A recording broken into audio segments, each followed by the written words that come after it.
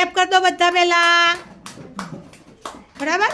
જો બીજા સત્રની અંદર આપણે આજે પ્રવૃત્તિ કરીશું. પહેલા જ ભારે અને હલકું. કયું છે ભાઈ?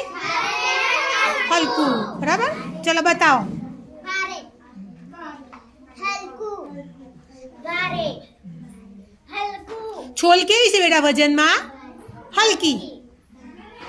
ભારે, હલકું, ભારે, ભારે, હલકું, ભારે, એક જ જણ બોલો પહેલા.